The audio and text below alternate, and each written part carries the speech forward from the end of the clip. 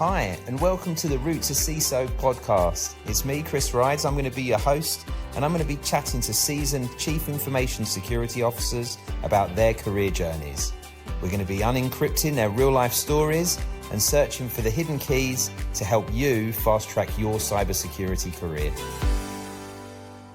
Well, DD, it's lovely to have you on the podcast. Somebody I've known for a little while now and an amazing person in our community. I know I've thrown a few people your way that you're helping get stuck into the Houston community, somewhere I used to live and love as a place. So it's wonderful to have you on this podcast.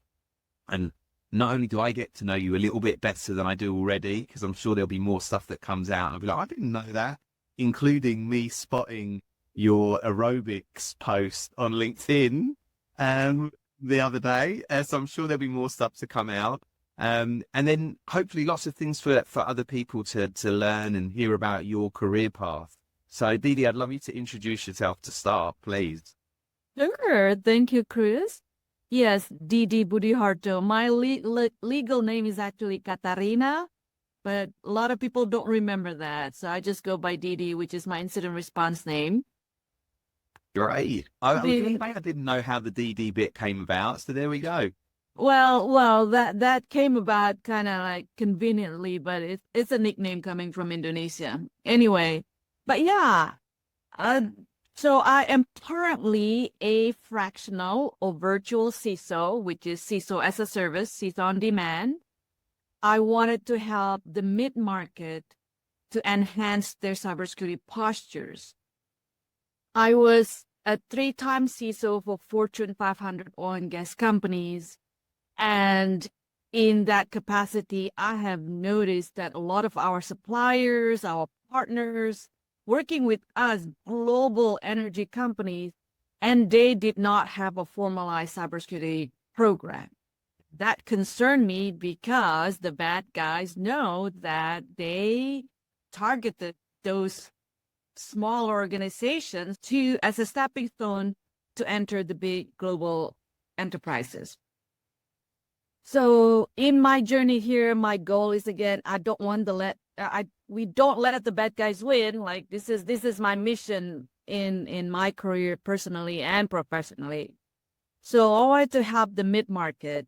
They can afford a full-time CISO, and they can hire me on a fractional basis, and I can help them enhance their cybersecurity postures. And it's been such a gratifying journey because I get to work with organizations that want to do the right thing, but sometimes they don't know how to get started. Mm-hmm. And that's also in alignment with my other mission to develop the next generation, to develop the pipeline of cybersecurity talents, especially in the underrepresented groups. So having my own firm, being a fractional CISO, I feel like I can accomplish these two missions. And that really, really gives me such a good feeling to be able to give back to the community. Yeah, I love that. It's so funny because you get, like, in our industry, I see a lot of posts about things like, somebody's a virtual CISO, and whether that's a real CISO or not a CISO, but you're somebody that's been a true CISO. It's, Fortune 500 companies, and I know a lot of virtual CISOs don't necessarily have that background. Some of them have never been a CISO.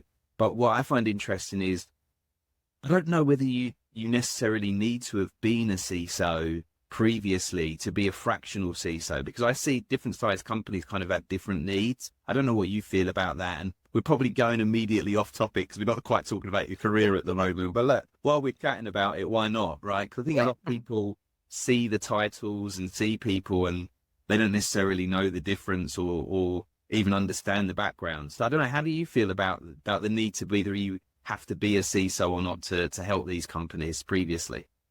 CISOs are just titles. And sometimes, unfortunately, these people who have the ability, the skills, the knowledge, and experience, they just happen to be an organization that does not give them a title as a CISO. But they understand the work. And I am all for it. And you don't have to have a formalized title that, hey, I've been a CISO before, but if they know how to do it, enhance cybersecurity postures, I want them to be part of the orbit, the network, because we need everyone to do this. And sometimes people, I've known several who have the title of CISOs. I don't necessarily want them to be a fractional CISO. Right.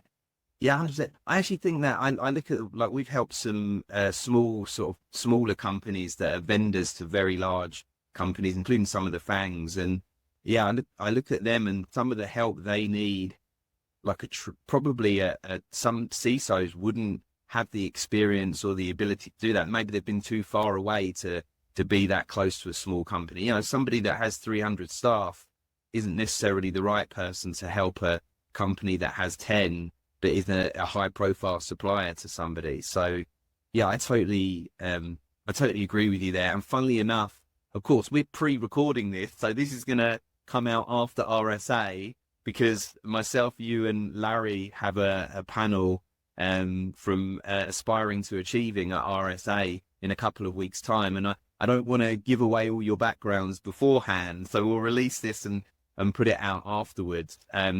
But funnily enough, I've spoken to Larry, and when I was speaking to him about this, he said the exact same thing about how, like, traditionally, like our titles, like they don't necessarily match up. I know several people that are heads of security or heads of information security that are 100% a CISO, but they're never going to get that CISO title because the company itself don't want to give another C-level exec, or they have issues with being able to give that title, even though everything else sort of is the case. Yeah, and sometimes they have the title CISO as a function, chief in the name only, and so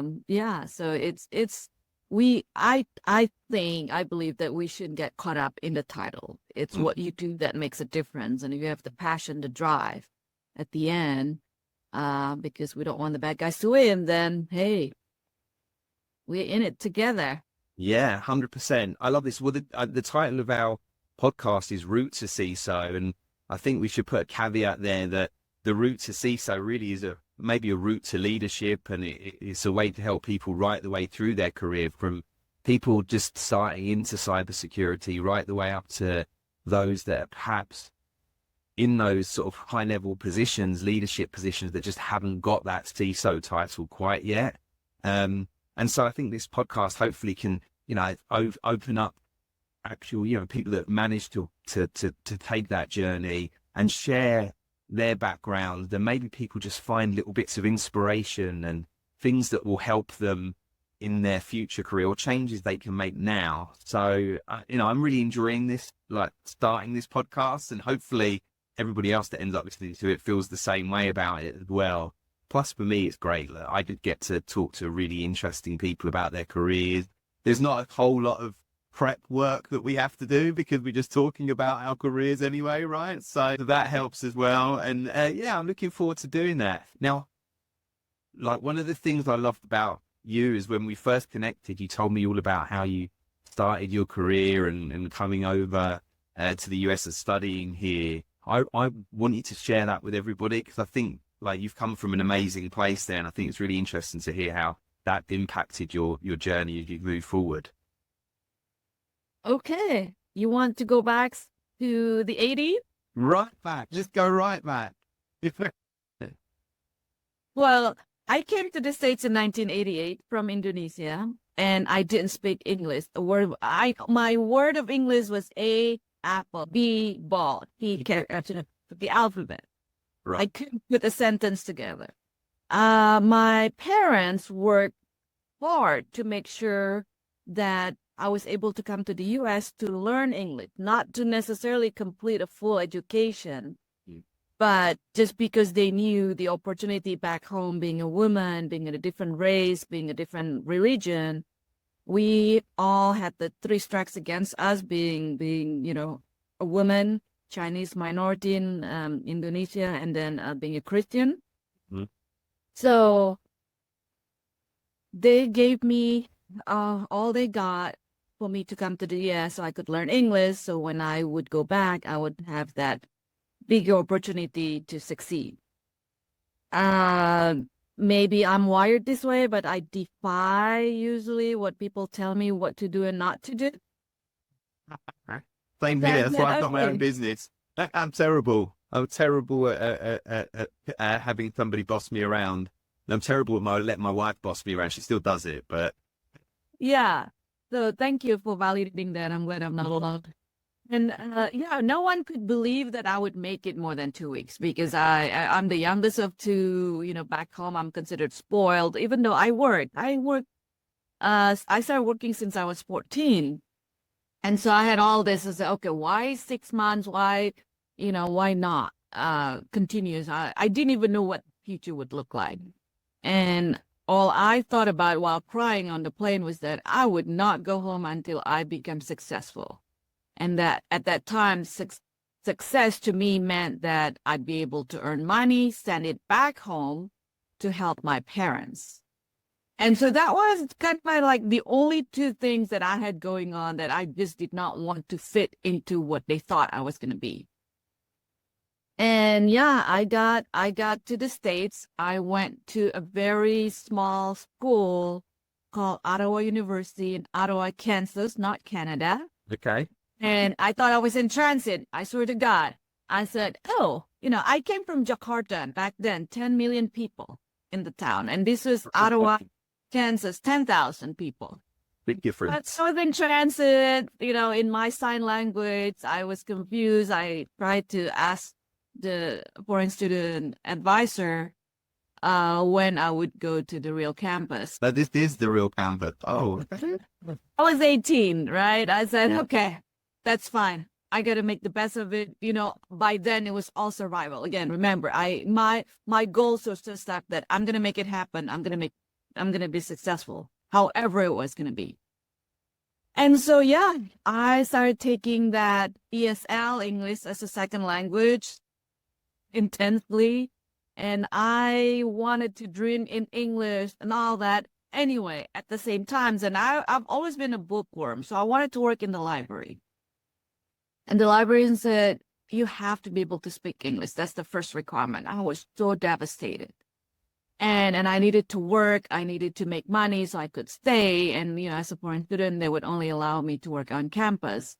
And the two jobs that opened up for me were being a dishwasher at the cafeteria and a janitor. Actually, I took those jobs.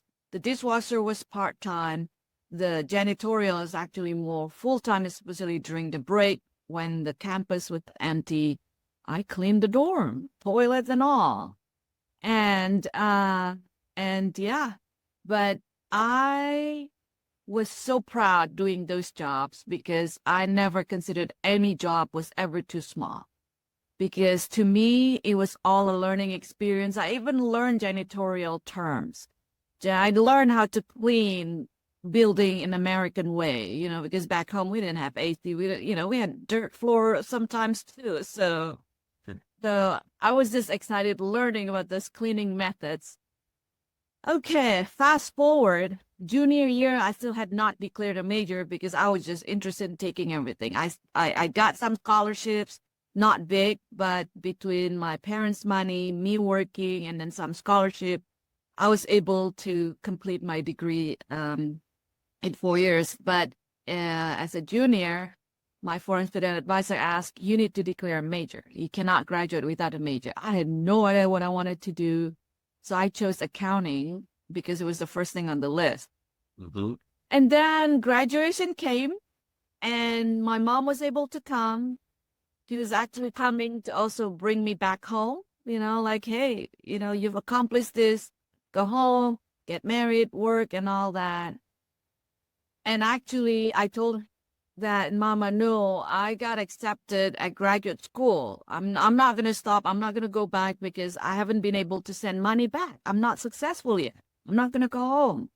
And I didn't want to get married. Oh my gosh, that was the last thing that And so I got accepted at several schools. I chose the George Washington University in DC. Again, didn't know what I wanted to do, so I chose Masters of Accountancy with a minor in Information System, which I didn't know what it was.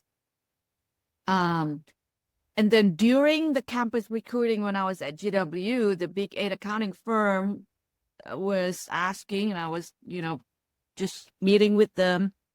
And they asked me what I wanted to do. And I said, I really don't know. I don't like accounting. I like computer, but I've never touched, computer in a meaningful way and active way other than just playing around.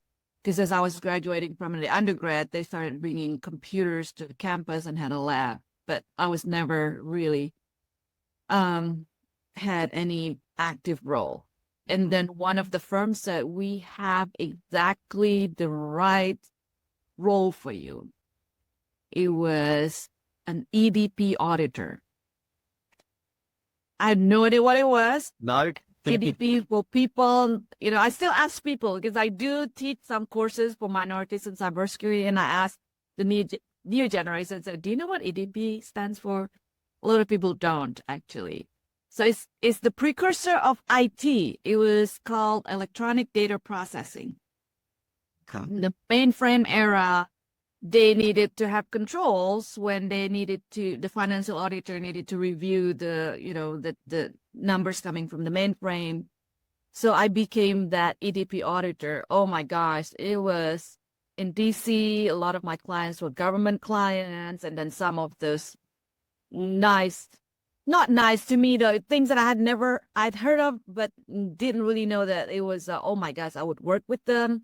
Was a lot of the nonprofit with big caliber names.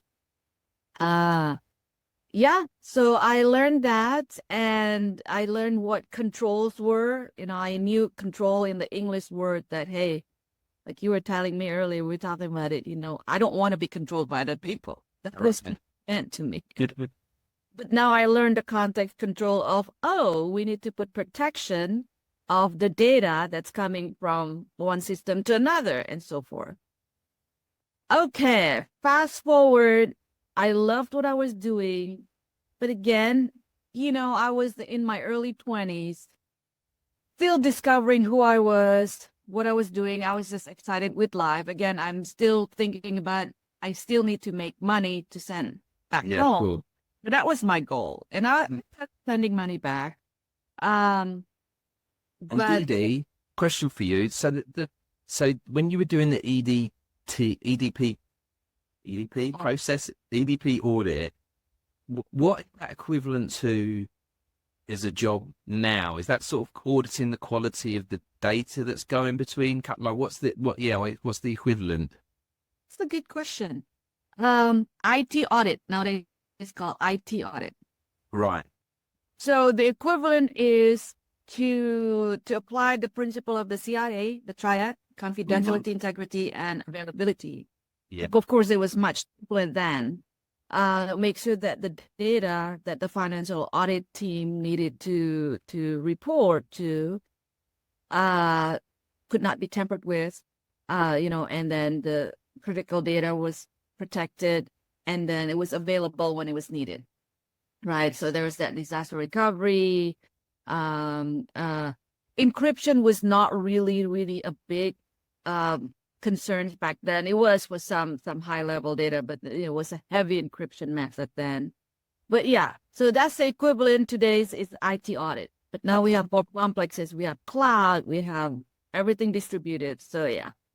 Okay. All right. That's good. Sorry to interrupt you. I was just trying to think, what the equivalent was. All right. So see that, I mean, IT audits nowadays it's still quite a common way to actually get into security. It's not uncommon for us to see people with those backgrounds sort of coming in, having a little bit of technical and then learning a little bit of that GRC and then coming in through that way. So I guess even now that's probably a decent pathway. So how did that carry on? When did you feel that you were actually in did you feel that was your first cyber job, or did you feel like that was just pushing you towards your first cyber job? No, I don't think. I mean, cyber was not even, a known word then. Yeah, maybe for the government. But no, later on, then I learned that, hey, I'm actually good at building something from the ground up. Mm-hmm. So throughout my assignments and everything, when things were in chaos, I stepped in, being my bossy self, said, okay, let's break this down these issues into, different chunks, different category, and then address it one at a time. And then we either rebuild, redesign, whatever.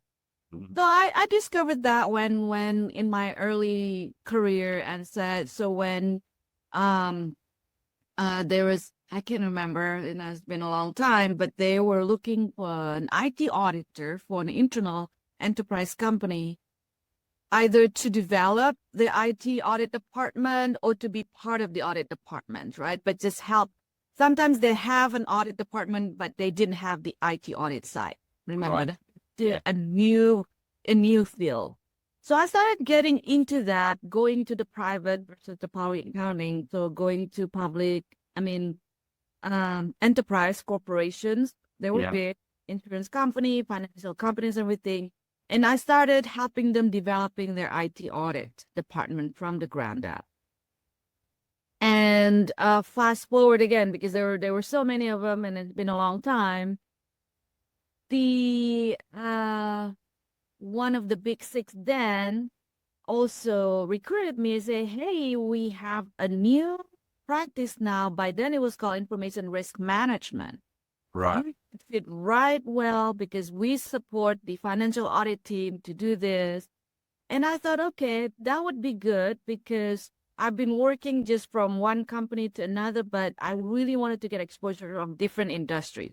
I've had the government side, I've had the financial side. So going back to a public accounting firm actually exposed me to the oil and gas industry. Right. Because I assigned in so many different clients. And back then, one of the oil and gas companies was looking to establish the first information security team. So then I was hired. Who was that? Who were you working for at that point? Halliburton. Oh, okay, yeah. Yeah, I remember Halliburton. One of our clients when I was working in the oil and gas sector in Houston, actually. So, yeah, okay, amazing. Brilliant. So that was my first journey, the breakthrough. Now I was called information security versus an IT auditor or information risk management auditor. So that was the first information security role formally. And it was fascinating because this was before Microsoft Patch Tuesday at all. And before Sarbanes Oxley even became a thing. There's a lot of discovery. I can share like some other funny stories in that. One of them was that people complained because until my colleague and I were hired, they said, we've never had any virus issue. Now you guys showed up. We have virus everywhere. You're causing it. Yeah, you're not. We were causing it. Right. You were causing it. Because now we put the visibility to say, hey, this was been going on. You didn't know. I have one big lesson learned story there. Again, before Microsoft Patch Tuesday, so but Microsoft issued their vulnerabilities, anytime, right? Yeah. And always really release as either critical or high usually, and those are the ones that we wanted to address. But being a young and passionate information security analyst, then I said, okay, we got to patch this immediately. Didn't really consult with the business. Remember, Halliburton is a global company. Yeah. Oil field services, meaning that one of the big services they do is drilling the earth with humongous drill bit. Right. And the patch that we pushed, we told everyone to push, caused a reboot to make it applicable, right? Yeah. And it stopped the drilling midway, which means for oil and gas company, you stop making money when operations stop. Right. Yeah. It's every minute, like it's millions of dollars, right? Yeah. Yeah. So my boss got the call. So I wanted to share the lesson learned, because as passionate you are in the cybersecurity world, you really have to understand the business. Yeah. How they make money and how we can help them make money, not stopping them, not impeding their operations. Well, that's good. I know you've been kind enough to share your attributes, and I've asked over 500 CISOs for their top 3 attributes that they think's needed to be a successful CISO. And I know you've shared your top 3, and we'll come back to those in a bit. But I know business was one of them, and originally, and you can change them, by the way. There's so many attributes that you need, I think, to be successful in our business. But knowing and understanding the business is great. And look, this is the whole point of the podcast. People get to listen and learn from other people's mistakes, right? So they're the best ones to learn from. Learning from other people's mistakes are by far the best way to learn, because you can see and feel a little bit of somebody else's pain, but at least it's not yours. Yeah, and I also learned, and my boss, instead of firing me, putting me in my place, whatever, he was just said, "This is a lesson to learn. I'm your leader. I'm accountable for this." Just the bullet for me. Instead of being angry at me, he guided me how to do it correctly for next time.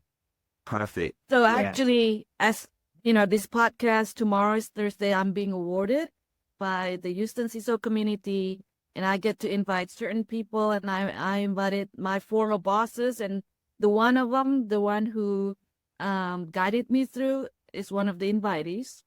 Amazing. That's when also I learned that I want to be a leader like him, showing me the rope instead of saying that what I did was wrong, and then that's, I had to figure out myself. So that's another aha moment for me that I want to continue sharing with others. Yeah, I love that. We'll come back in a bit to like the people that you respect, and it sounds like you've already got some people in mind, probably because they're all coming tomorrow to see you get the award. But when did you actually first? Cause one of the challenges, like there seems to be sort of very specific challenges I see when I'm speaking to candidates. The entry level people at getting that first opportunity. Once they've got the first opportunity and they're in and they're learning, things tend to run pretty smoothly. They might move jobs for different opportunities, but then the next one seems to be getting the opportunity to go from an individual contributor to a leader. And so I would love to hear how you made that step, how it happened for you, and then maybe, the things we've learned from that, and the tips that we can give people out there that are feeling the same sort of challenges.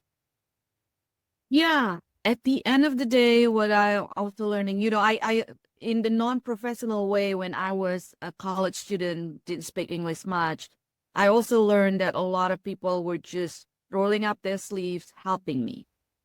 I had an accident when I was in college, and I had to have surgery and everything else. And people literally, they didn't know me, and they would just got together to help me go through this. And I always ask them, in the Asian culture, it's so against the grain to owe a favor to anyone.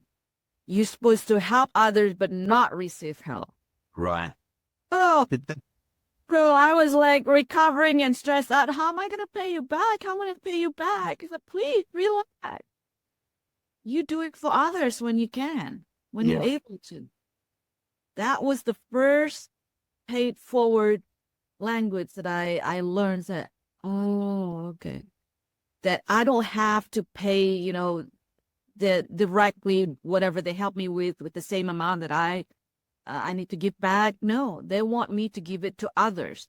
Right. That was such a beautiful moment. So anyway, from that combined with the professional life, how, making all these mistakes, and the leaders who actually guided me, it's kind of like me collecting it in my head, say, okay, this is the way to do it. When you lead, you don't, when you're a leader, it's not just a title. You actually have to be accountable, right? If something were to happen, yes, you have to give direct feedback to your team members who make mistakes, but you also have to take accountability as a leader, why that happened.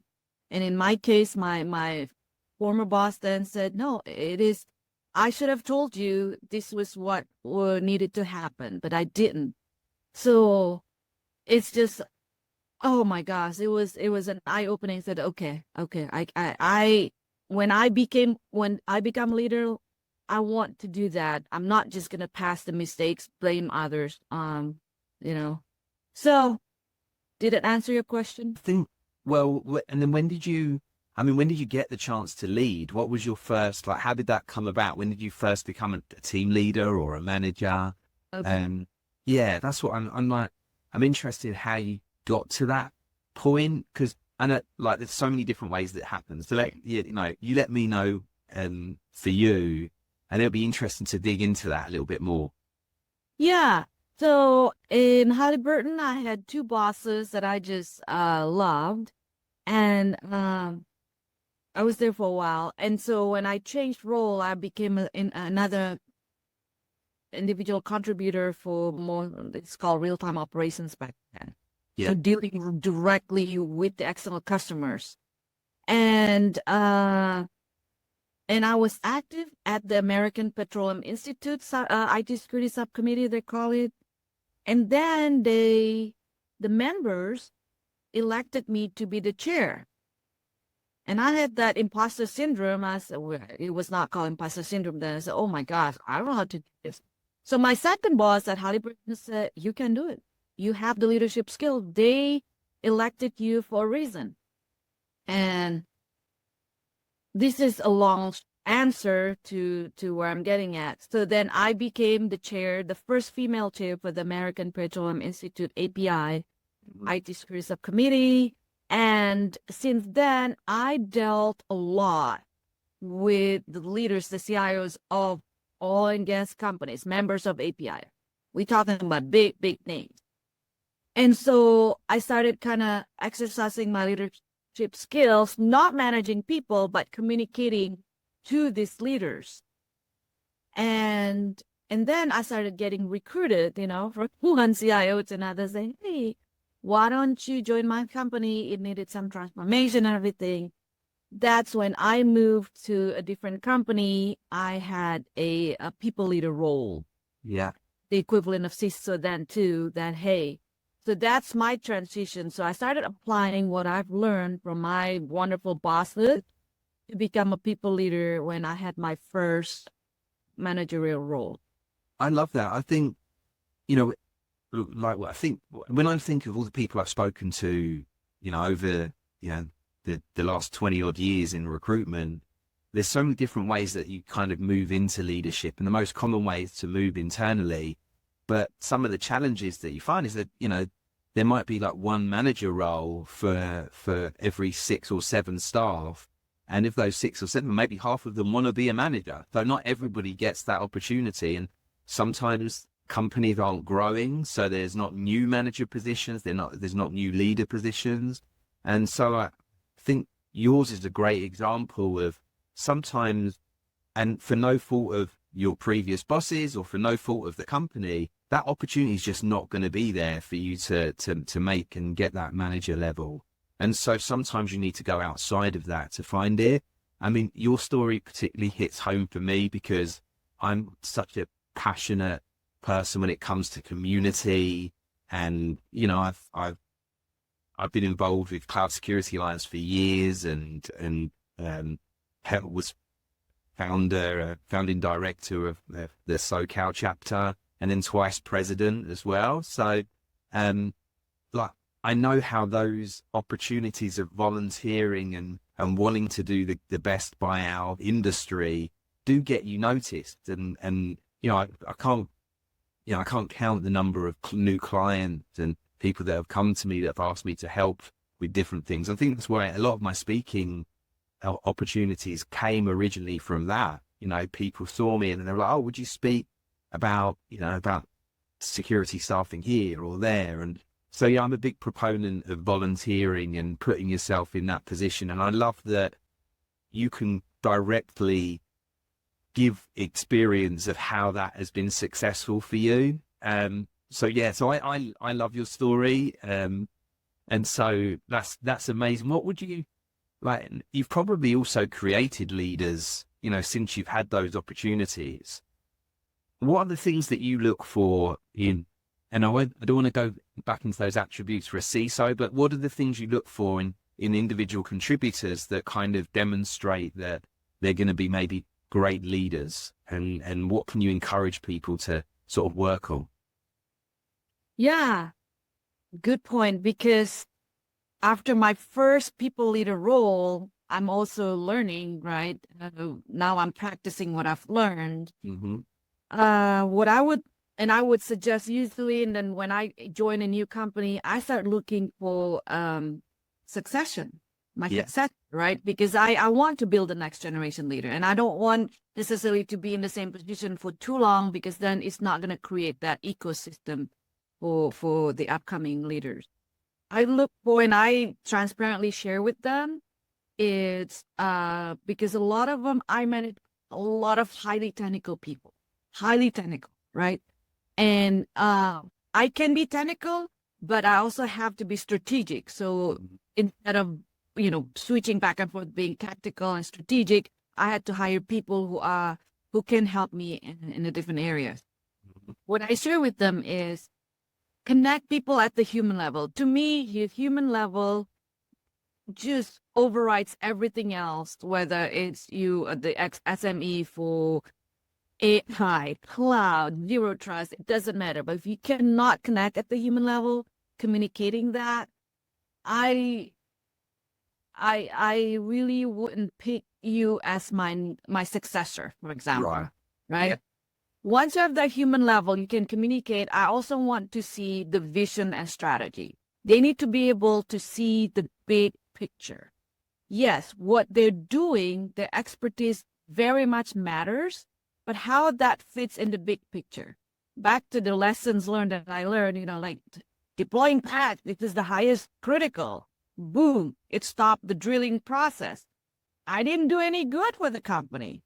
It doesn't matter how technical I was, how smart I was in my field, I stopped the business from moving forward.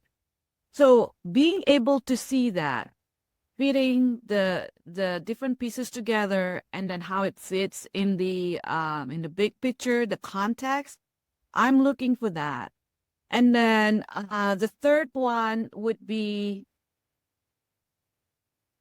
caring, in the sense that your what you do matters not just to you, but to also the people who work with you. I guess it at the human level. At the same time, it's more on the thoughtful. The human level, the first one is more communication, right? The third one, caring, thoughtful. It was more of bring others with you. You don't work alone. This is a team effort.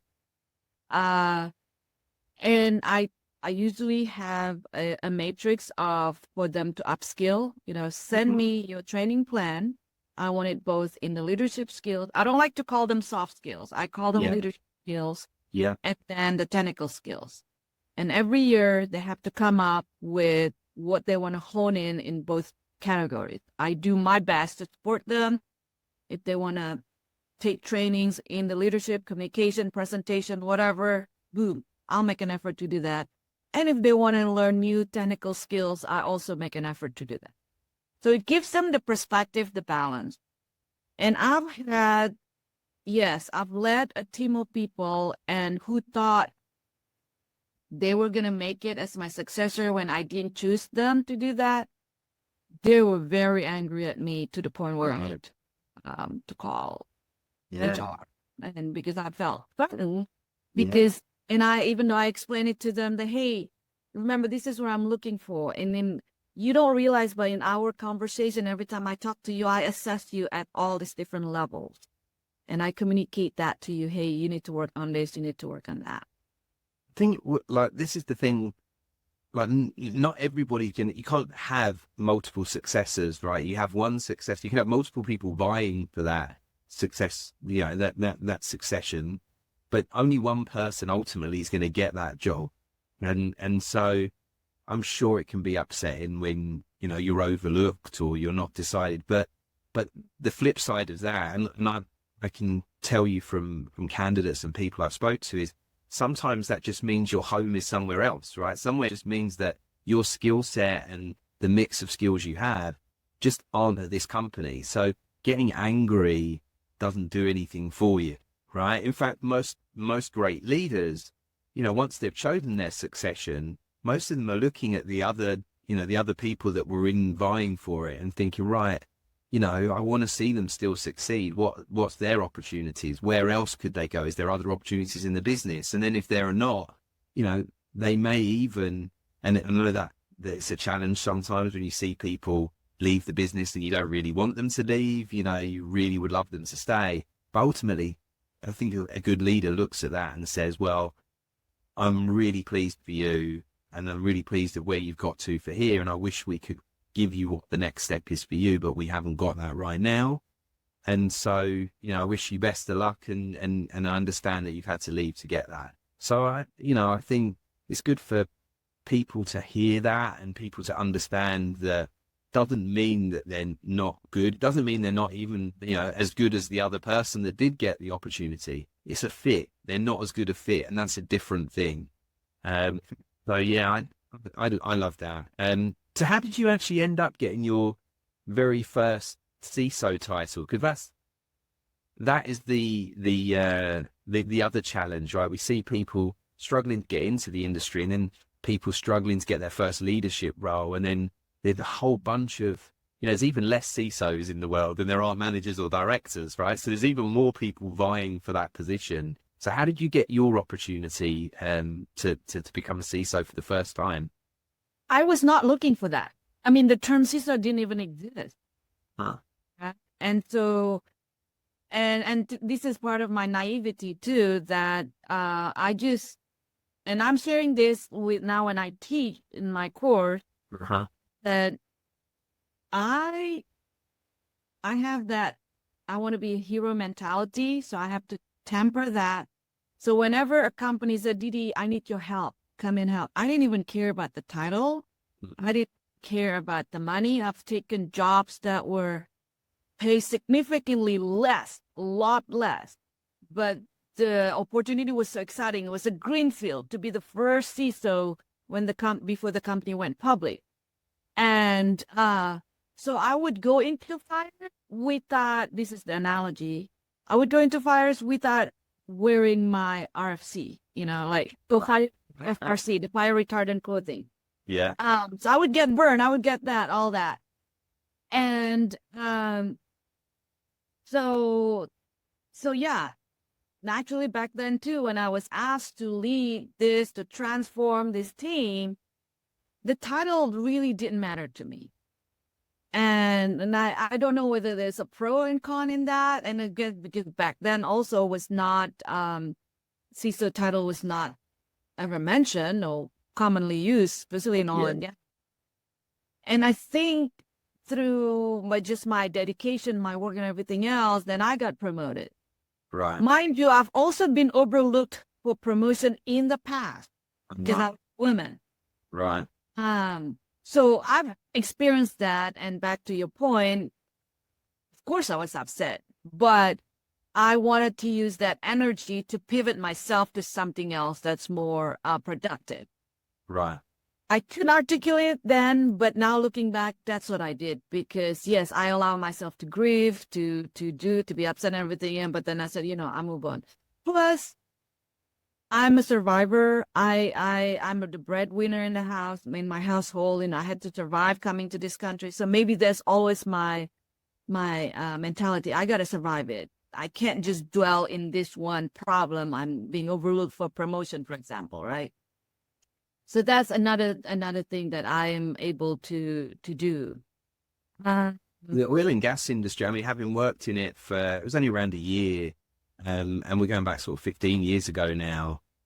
Even then, and I feel like that they still probably struggle a little bit with diversity. Of course, me and you know some great female CISOs and people that are doing a great job in oil and gas. But going back 15 years ago, even though I remember going to a conference, and even then, can't remember I hardly saw a woman there, and the few that were there were almost like booth babes, and not like they didn't actually work in the industry. You would talk to them, and they would be, they would then pass you on to somebody else, and they didn't actually know much about the industry. So, and that was quite strange for me because I was in tech, and tech had by that point had already started to change. I started to see that change of trying to do a bit better with the diversity. But oil and gas felt like stepping back in time a little bit. You know, I think we've still got all of those challenges absolutely now, but I didn't really think of that. There must be even, an even tougher route, because it's a very male dominated industry, oil and gas. I guess being that physical, what you think of a physical out in the oil fields and stuff like that. So did you find that more challenging? I mean, you obviously work for consultancy companies, so you worked outside of the industry as well. How did you feel that was? Working for the oil and gas or for the... Just like the difference between the industry. Did you find the oil and gas, was it a struggle to be accepted, like as a woman in the industry, or like not so much? Because I worked in it for such a short amount of time. I can only say what I actually saw, not necessarily what I felt, because I wasn't working in there for those oil and gas companies. Transparently, it was not, I couldn't focus on that because Right. I'm so used to being discriminated against, which is bad, right? Jaded. I'm jaded in the sense that, okay, I can't control their behavior. I mean, my first day at Halliburton, I went to pick up my laptop. I was told that admins don't need laptops. They thought I was a secretary, administrative assistant. And so, so kind of like, okay. So I just went through it with the focus. I'm doing my job here, right? And that's another thing that I love. My first boss there at Halliburton told me is that his job is to clear the paths for me to move forward. Right. So if you run into something, you let me know. I'll clear the path. I'm not always leading from the front in front of you because I'm trying to do other things. But he said, so yeah, that's what I did. I would just go to him and say, okay, I can't get a laptop. I can't do this. And then he's just, boom, he cleared the path for me. And I wanted to do that when I became a leader. Yeah, I love that. Yeah, I love that. There's something that good leaders do, right? Regardless, male, female, whatever your background is, a good leader takes somebody that has the competencies and the abilities and then gives them, opens up the world to allow them to actually do what they need to do. And that's quite a crazy thing, because a lot of our industry recruits people and then constricts them. Sounds so strange. They go and I'm going to look for the absolute best person that can do this. And I want them to have this ability and to be able to sort of, think on their feet and come up with ideas. And then they don't allow them to actually do a lot of those things and that they've hired them to do. So it's a strange one. I think good leaders find ways of opening up the world for people to do better. And especially the people that work for them. So we going back to the whole CISO thing, it sounds like, was it an official CISO title? Was it much like some other places where they didn't give you, you were the CISO, but it wasn't actually the title yet? You didn't get given that title? Because I find that in a lot of companies, that's obviously quite common. I've been, and then they would, there were areas where I was, especially with Marathon Oil, is the first time, right? The title CISO was not even commonly used. So I was doing that functionally, but later on, as I moved to different companies, I was a CISO, and that's what they call me. And the title was a CISO. And at Marathon Oil, though,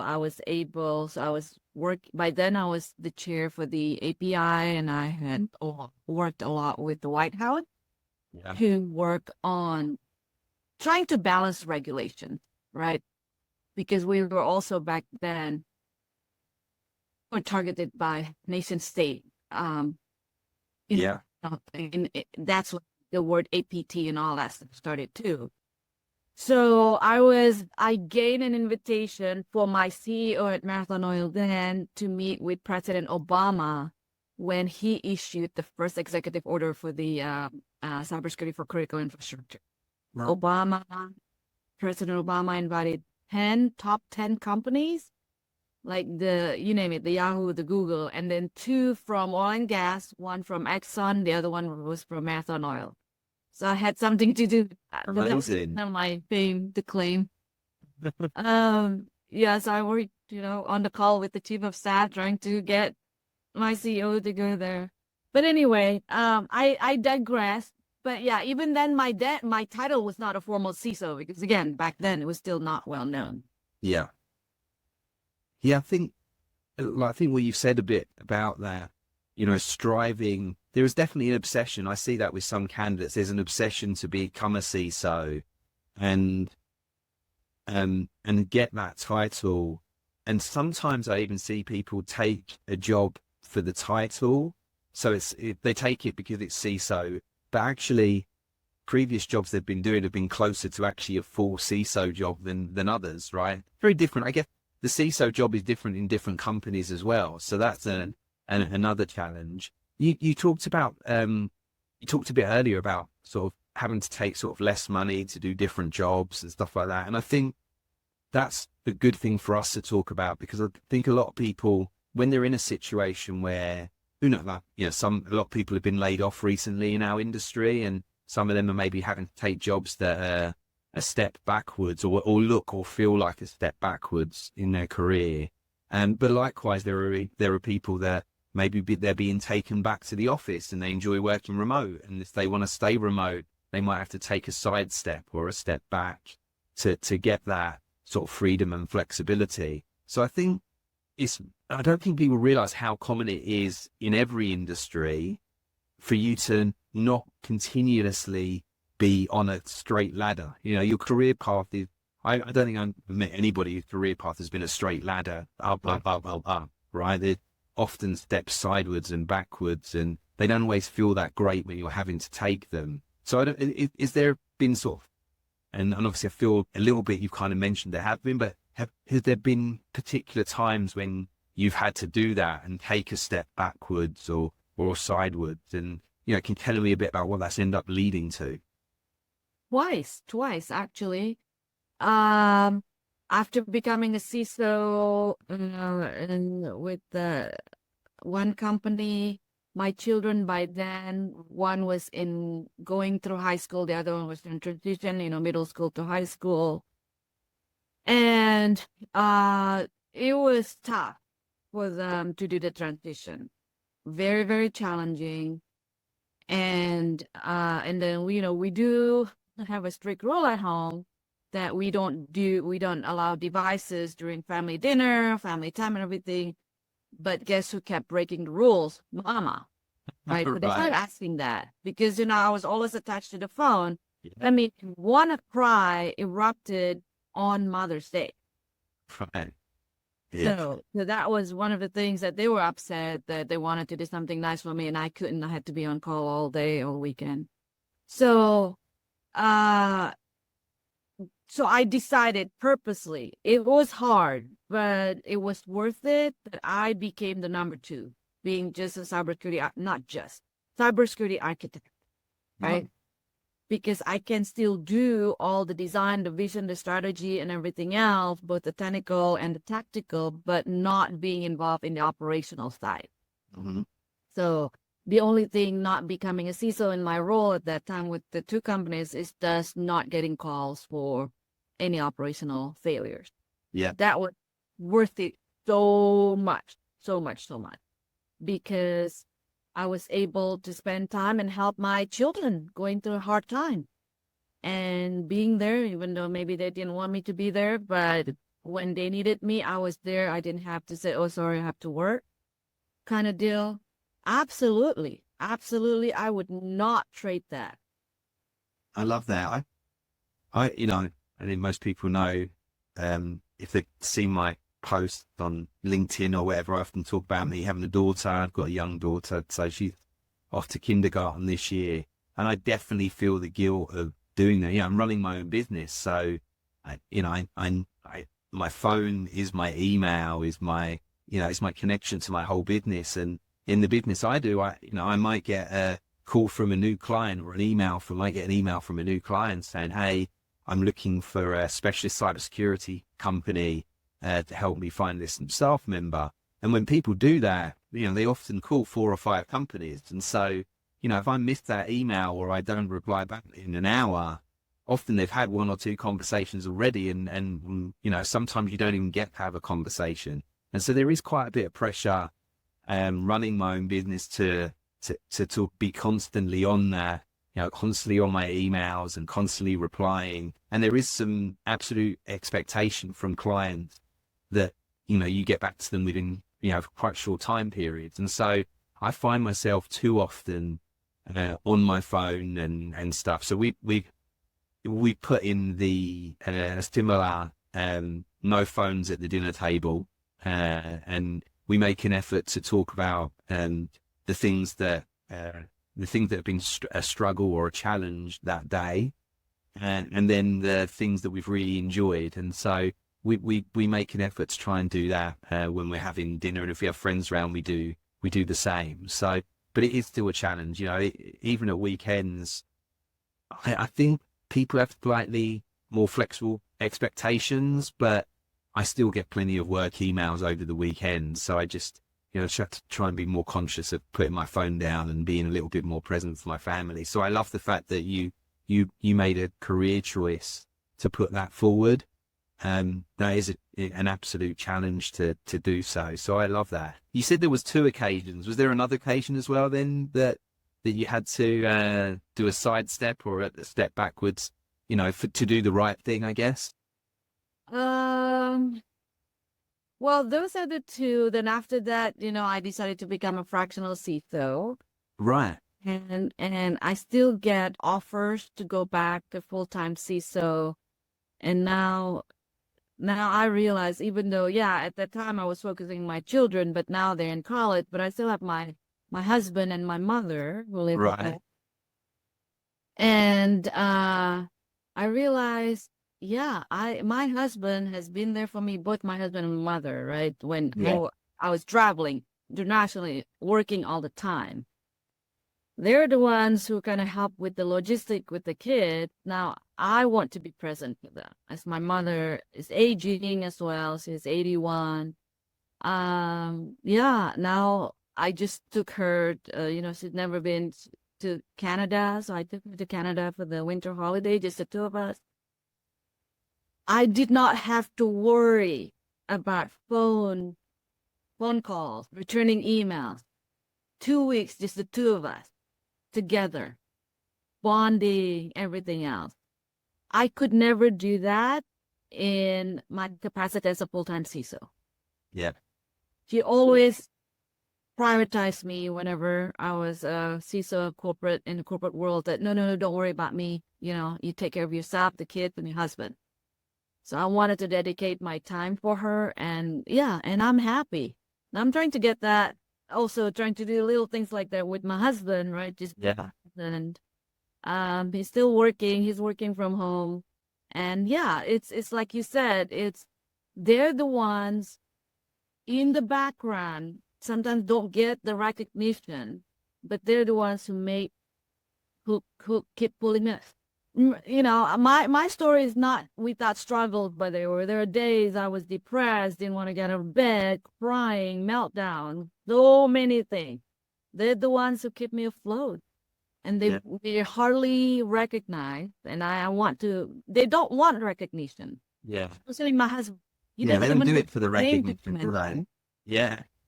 I want to kind of return that by just being present for him.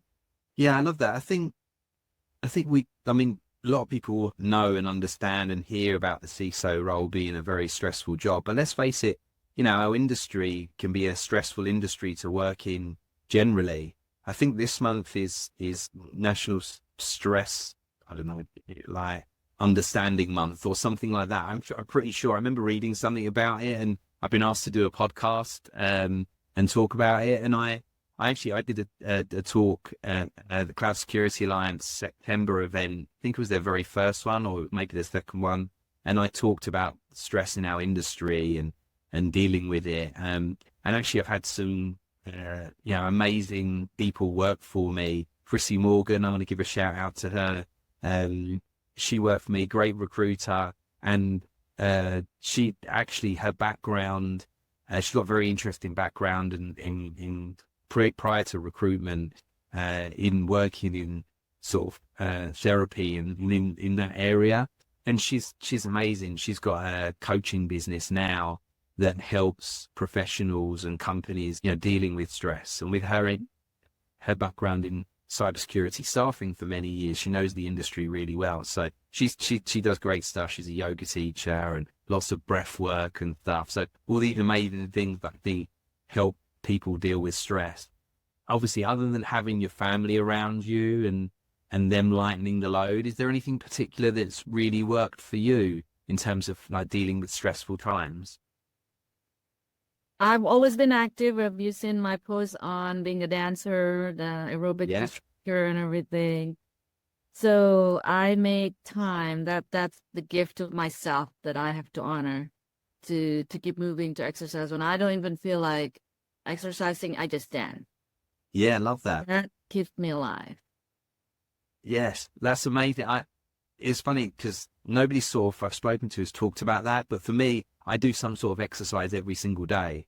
So, usually I try to get to the gym early in the morning, or I go out. People have probably seen me do my videos on LinkedIn, and I'm out walking and talking. And on those days, I'm walking like 5 to 7 miles while I'm doing a lot of that stuff. So I get a fair amount of exercise doing that. But yeah, the dance thing, you can't have a 4-year-old. Oh, and also a wife that went to ballet school and then had a whole career in dance. So my wife actually went to theatre shows and worked and toured all around the world as a dancer. So dance is a big thing in my house. It's not uncommon for me to be dragged off the laptop by my daughter to be dancing around to Frozen or whatever it might be. Taylor Swift is very popular in our house at the moment. So yeah, I'm all about that. Yeah. That's great. Yeah, I think a lot of people don't. I mean, exercise is great for us from a health perspective, but it's absolutely a great way to deal with stress. I mean, I remember during the pandemic, I lived at that time in LA, and I would go down to the beach, and because I lived in an apartment, so it was very difficult to work from home. I had a baby, and my office had become the baby's room, the crib with him there. And so during the pandemic, I went out and I would just walk up and down the beach, and I'd set all my phone calls for that period of time. And so I'd be walking and catching up with people and, doing the business calls, even qualifying candidates while I was walking around on the beach. It was great. And actually, I think I came through the pandemic feeling pretty good. And I was probably one of the few people that lost weight, because most other people were sitting at home, right? Just eating junk and whatever and stuff. So yeah, I think dealing with stress through that is an amazing way. And I loved the post and seeing the old pictures that your dad, God bless him, had kept and laminated. So that was amazing. Yeah. But also, I also learned that it's good to have quiet time, breathing. So I embraced meditation during the pandemic. So I started doing that, starting the breath work, learning, because my mind is always active. And I need to kind of just be grounded. Yeah, no, me too. I've got that sort of mind. I use the Calm app. We should try and get sponsorship from the Calm app for this podcast, because I love it. The Calm app's amazing. I recommend it to a few people, and their sleep stories. I used to have like a sleeping pills that I would take with me when I traveled a lot because of the jet lag, and I would struggle, and so then I would take a sleeping pill, and actually I felt fine. I found one that was quite good for me, but didn't leave me feeling groggy. But then I found this Calm app, and the sleep stories would just do it for me. They worked perfectly, and so I didn't even need to do that anymore. And they have like little 10-minute meditations you do every day, which at that time in the pandemic, I used to do them every day. I've been a little bit bad. I probably need to get back to that, to be honest. With me, I never heard of that. Now let's talk generally about the attributes, because that goes back to the 3 attributes that we asked. What do you think the top 3 attributes to be a successful CISO are? And then let's talk about those. Yeah. Oh my gosh. I know I sent this to you. I don't remember. So it may change. That's okay. No one will know, right? Well, I'm building a top 10 out of everybody that everybody's given me. I'm building a top 10. So it doesn't matter if you give me a completely different 3. That's fine too. Yeah. Oh gosh, the attribute, I think I kind of mentioned it earlier, right? Is that connecting at the personal level, the human level. Yeah. I saw this poster. Well, I heard it on a podcast actually. A poster that they saw humankind be both, be human and be Yeah. kind. I think that's the first attribute even before you become a leader. Yeah. And then the second one is respect yourself. If you do not know how to respect yourself, caring for yourself, love yourself, it's hard to believe that you can do it for others, that it could translate to others. Yeah. I used to not believe that because I feel like that would be selfish for me to care about me. Mm-hmm. But what manifested from that mentality was that I could also, because I'm harsh on myself, I could also be harsh to others. Right. That's why I started kind of unlearn and relearn to respect, love, be kind to myself, and I can translate that to others. Yeah, I love that. And then the third attribute is, this is specifically in cybersecurity. I mean, you can have that passion like I do. I have burning passions to protect. I think everybody doesn't see that on here. Yeah. Don't let the bad guys, but you have to understand that business context. Okay, that is just because otherwise it could also do damage versus helping. Whatever your passion is, in this case, the cybersecurity passion attribute, the important attribute is get your business acumen, alignment, contacts, whatever, so that we can channel that passion to the greater good. Yeah. I think business is probably so far, we've had multiple, an awful lot of replies. I went out to over 500 and I think we're probably coming up for at least half of them have come back to me. Because I guess it's not a huge ask. It's only, and some people just give me these are the 3, and then other people write me huge paragraphs of why they're the 3. And so it's been really interesting to read that. I feel like business has been probably the most common one that I've seen. I'm still building the top 10. So I think we're pretty much there with the top 10. I'm not going to put them in any kind of order, but certainly the business aspect seems to be really powerful. And I'd say that that's something I've seen for anybody that's trying to progress their career. You don't have to wait till you're getting into leadership roles to learn about business, right? The earlier you learn about it, the earlier you understand. Yeah, absolutely. And I think I even remember, and maybe we'll get Anessa on here at some point. But one of the panels that we did, and she was on that, I think it was at QSecCon, she talked to me about, and she talked on the panel about having not just individual champions, but actually understanding the heads of each of the different departments that you work with. And the thing that struck me with her is she understand their business, understand what they're driven to do. Even to the point, if you can understand how their bonuses are paid, and then how cybersecurity can, enable them to achieve those, you'll understand their drivers, and they'll be more likely to take on board what you need to happen from a security point of view. And that really struck home, and I loved that. And I think that business aspect, and the earlier you learn about it in your career, the quicker that will impact your career trajectory as well. I love that one. I think be human and be kind. I think that's really coming down to almost the empathy, right? Having that empathy with people, which is funny because Larry actually mentioned empathy as well. And I think that's a powerful tool as a leader to have. And to be able to put yourself into different people's positions and try and understand them as a human. And as you've said about your old boss, understand that people make mistakes, humans make mistakes, and they don't learn anything.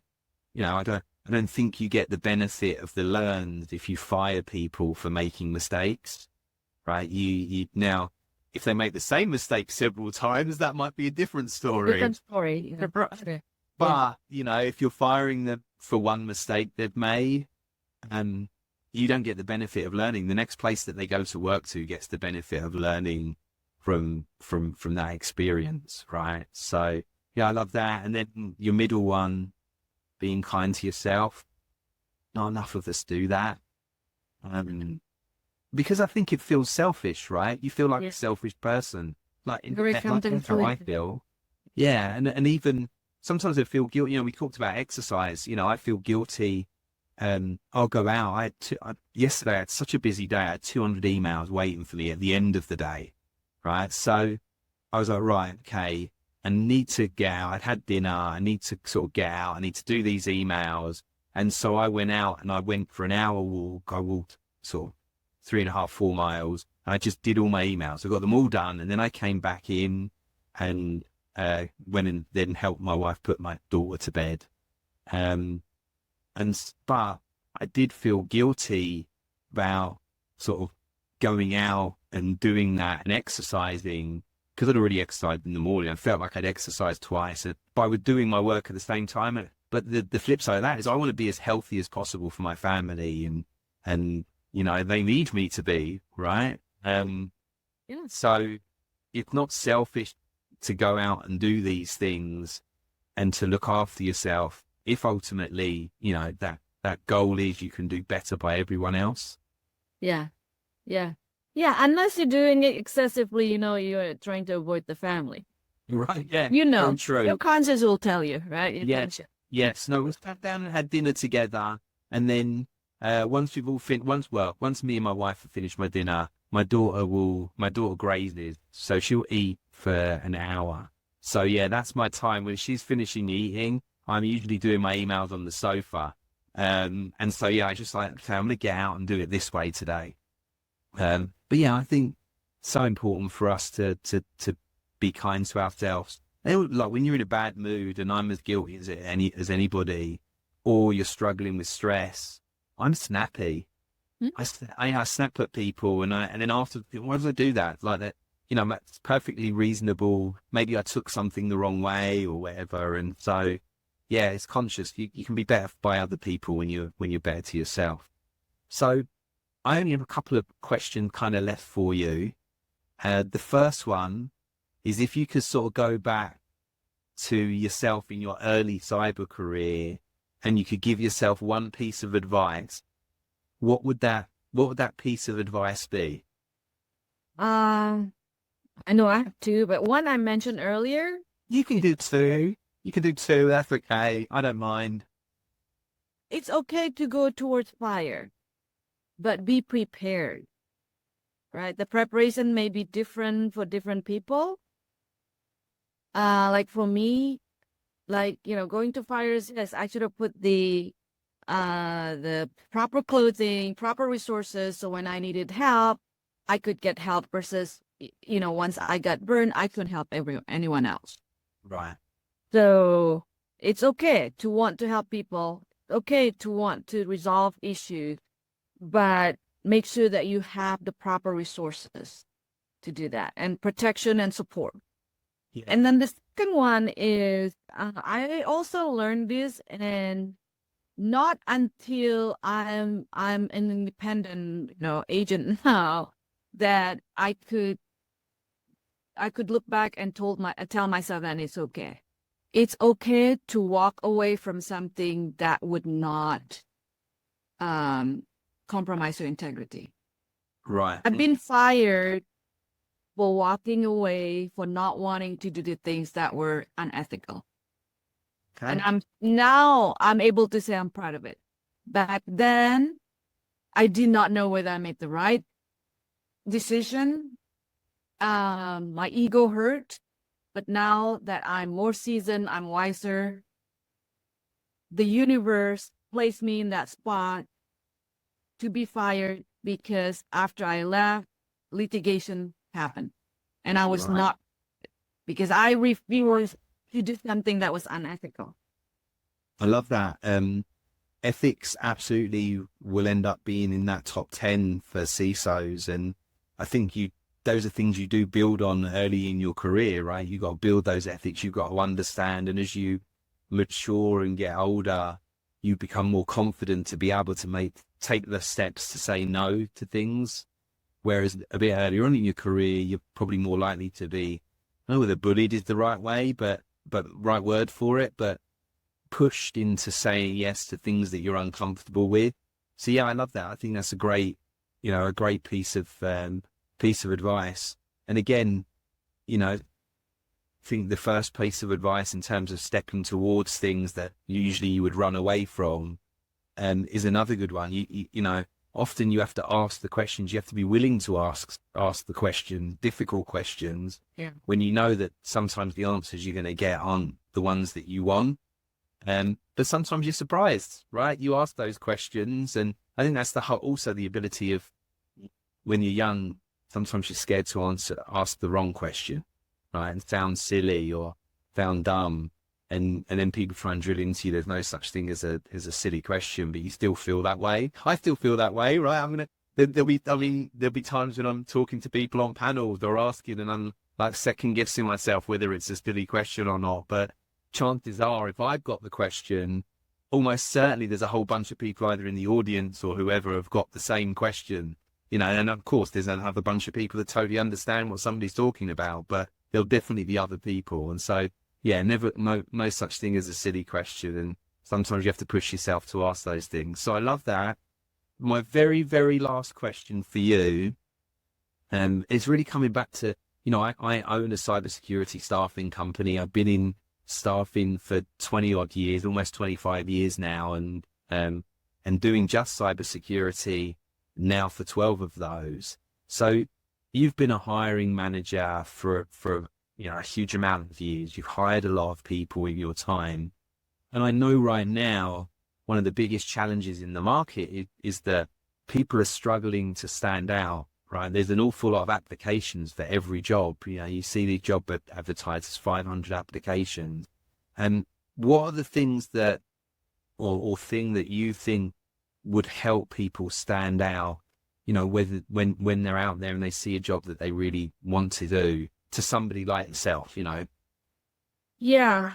Believe it or not, this is also very uncomfortable to some people and even to me, is to put yourself out there and show up for yourself, right? For nothing else, is for yourself. Example, concretely would be, find out who the hiring manager is. And sometimes if it's a true recruiter, may not be possible, but do your homework, do your research on LinkedIn. When I know the reason I got the job when with the big 8 accounting firm, because I did my research. Back then, there was no computer to research. I'd go to the library, scouring all these books, write down facts and figures about the firms that I were interviewing with, and I would bring it up during the interview. So kind of that. And then that added, that, oh, wow, he's actually curious about our firm. And so the second one, the art that is getting lost, sending a thank you note, whether you get the interview or not. Then once you establish a communication, be responsive and send your gratitude. Yeah, I love that. I think both of those are great. I mean, the challenge is often you get in the interview, but certainly, and at some point I'm going to do a video on some of this stuff, but I think the art of preparation for interviews is a little bit lost. And I think we can see that because of the number of jobs that people are applying for, there's almost become that ability just to easy apply, beep, beep, beep, beep, apply this, apply that. And people aren't taking the time to read and understand what the job is. And sometimes that can lead then into that similar, oh, I've managed to get myself 10 interviews, and then you don't prepare for any of them properly. Now, if you had just one interview, maybe you spend more time on it. But when you maybe got multiple, you don't spend as much time, you don't ask the right questions, you don't do the background. And actually that same background is the stuff that can maybe help you get the interview. Like you say, find out. LinkedIn's such a powerful tool. So many people not using it properly. Putting yourself out there, going out and trying to find out, right, who are the decision makers for this kind of role, right? If it's a SOC position at X company, who is the SOC manager of that company? Who is the SOC team leader? Who are even the people that, who are the SOC analysts that work there at the moment? Can you reach out to them and ask them some really interesting questions maybe when you connect with them, or mention you're really interested in and you saw that there was a position open, try and find out that little bit more. And all you need is somebody to help your resume be pulled out from that pile. And you might just connect with somebody that can do that. So I love that. And I think thank you letters are, is something that can be very generic. You can just send it out in a very short amount of time. It doesn't take a lot of time to do that. And I think asking for emails or contact details during an interview, or even just making sure you've got their proper spelling or names, sometimes they'll be on the invite as well. You'll see the other people's names, you have their emails. It doesn't take long to send, even a group email to everybody, just thanking them for their time. And it absolutely can help you stand out, because you're right, not many people are doing those anymore. So yeah, I love both those pieces of advice. I think they're great. Even establishing rapport with you as a recruiter, because you are the recruiter now, you're the ambassador for the candidate, right? Yeah. Don't make the effort to do that. You have so many candidates too, then naturally you're going to pick the ones that have better rapport with you. Yeah, it's absolutely true. I mean, and there's like, pros and cons with that, but there is, you are biased. There's no getting around it, right? We're humans, and humans inherent bias in us. And we do absolutely have bias towards the candidates that we've connected with. So yeah, I've not really thought too much about that, but yes, you're going to need to still have the skills. That bias isn't going to get you past not having the skills for the hiring manager that the hiring manager's asked for. But certainly if the hiring manager said to us, right, I would just want to see your first 3 resumes before I look at any others. And we have 10 resumes of people that all have the skills. The 3 resumes that can be put up there are the ones that we've connected with, right?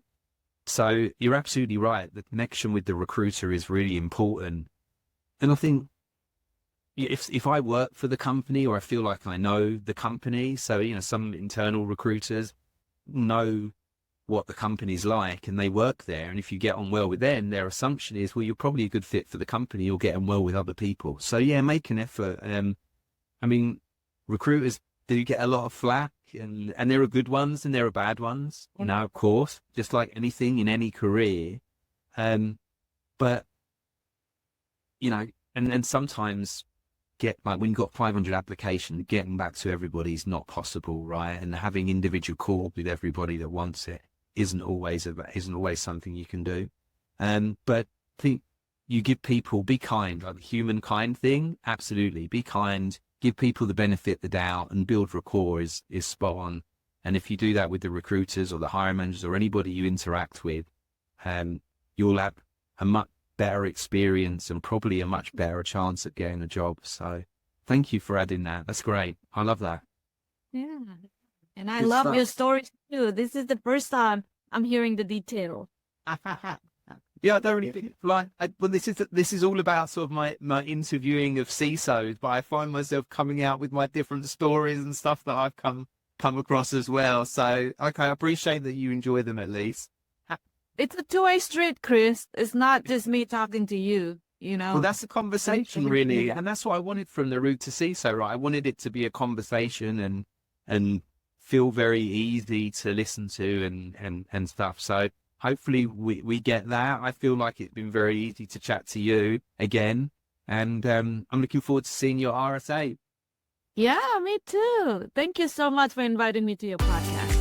Thank you for listening to the RootToCISO podcast. If there's something you really want me to ask on the next episode, or if you're a CISO who wants to inspire the next generation, please reach out. I'll leave a URL to my LinkedIn profile, and make sure you connect and message me there.